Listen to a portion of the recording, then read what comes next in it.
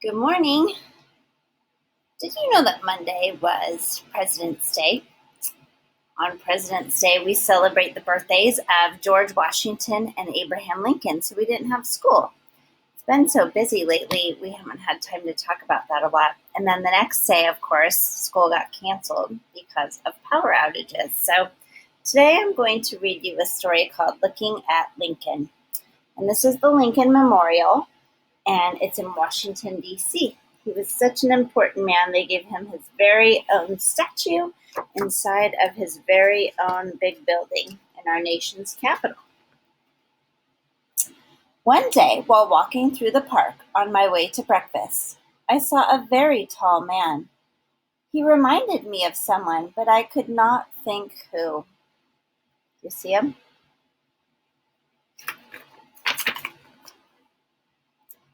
At the coffee shop, I ordered pancakes.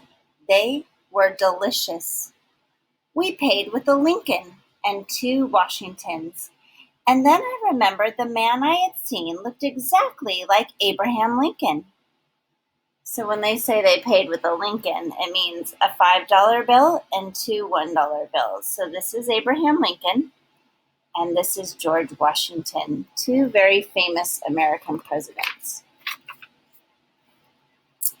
Abraham Lincoln, the 16th President of the United States.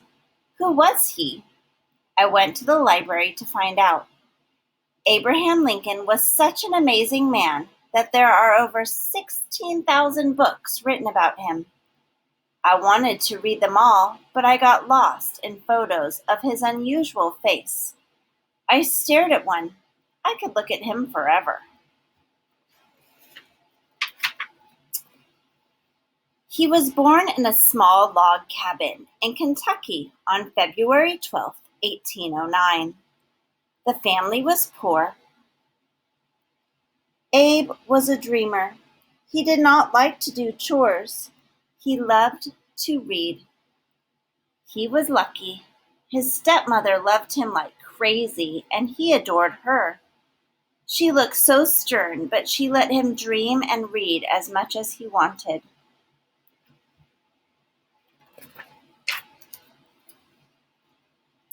He went to school for only 1 year, but he was curious and taught himself many things. They hardly had any supplies and, of course, no electricity.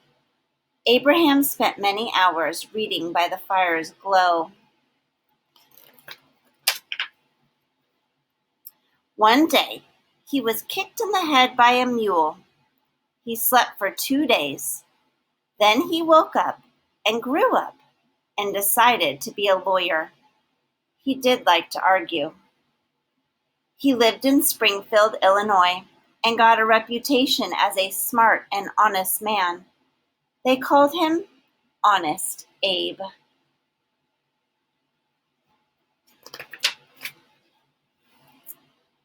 He had a family that he loved very much. His wife, Mary, who was very short, and 4 sons.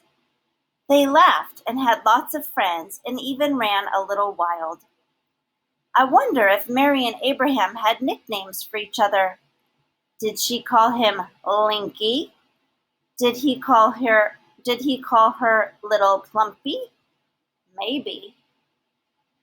Abe worked hard and became interested in the government. He decided he would run for president. And on March 4th, 1861, he was inaugurated President of the United States. On the day he was elected, I bet Mary made his favorite vanilla cake. But maybe he forgot to eat his slice. He was often too busy thinking to eat. Lincoln wore a very tall hat. With his hat on, he was 7 feet tall. He wrote many notes and stuffed them inside his hat. What was he thinking about? He was thinking about democracy, the Declaration of Independence, and the Constitution, created by the founders of this country. He was thinking about freedom and doing good for mankind. And maybe he was also thinking about getting a birthday present for his little son. Maybe a whistle or pickup sticks. What did he love? He loved his dog Fido. I think Fido was cross-eyed. He loved apples, Cox's orange pippins, white pippins, winesap, Benoni. He always had an apple on his desk. He loved music. He loved Mozart, especially his opera, The Magic Flute.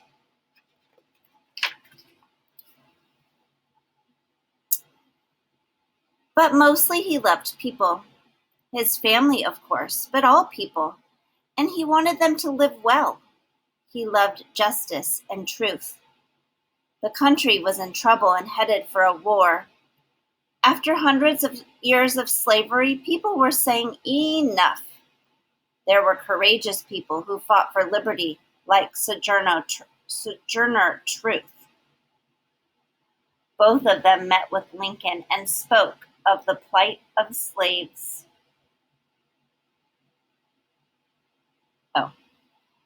And Frederick Douglass, who had been a slave until he ran away to the North. Both of them met with Lincoln and spoke of the plight of slaves. Lincoln hated slavery and wrote to a friend, "If slavery is not wrong, nothing is wrong." During his presidency, he issued the Emancipation Proclamation, the first official step toward freeing millions of slaves. So do you see these people working in the field? That was part of slavery. They had to work, and no one paid them, and no one treated them well. And they were forced to do this work that they did not choose on their own. Lincoln hated that. It was a difficult time to be president. The Southern states, the Confederacy, wanted their own country where slavery was allowed. Lincoln said no. We must stay one country. The Northern states, the Union, believed that slavery should be abolished, and so they went to war. In a museum, I saw the uniform of one of the first soldiers killed in the Civil War. There is a bullet hole at the point of his heart where 14 brass buttons on the front of his tunic. There were 14 brass buttons on the front of his tunic. One was shot away. 13 brass buttons remain. The soldier's name was Elmer Ephraim Ellsworth. Terrible things happen in a war.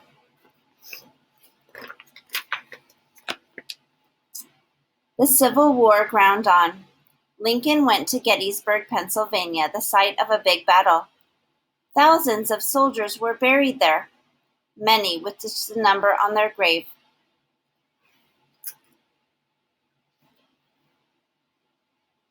The war finally ended in 1865. Almost 1 million people had been killed or wounded. The North had won. The people had suffered greatly, but now it was time to rejoice and start to rebuild the country, with Lincoln leading the way. But it was not to be. After the agony of the war, Lincoln wanted to lighten the mood. He took his wife to see a funny play. During the play, he was shot, murdered by a wretched man who did not want slavery to end. Lincoln had been rocking in this chair. People carried him across the street to the home of a friend. He died the next morning, April 15, 1865. He was 56 years old. The news spread. People across the land cried with grief for their fallen leader. But a great man is never really gone. Abraham Lincoln will live forever. And if you go to Washington, D.C. in the spring, you can walk through cherry blossoms and visit him. At his memorial, you can read the words he wrote near the end of the war. And you can look into his beautiful eyes. Just look.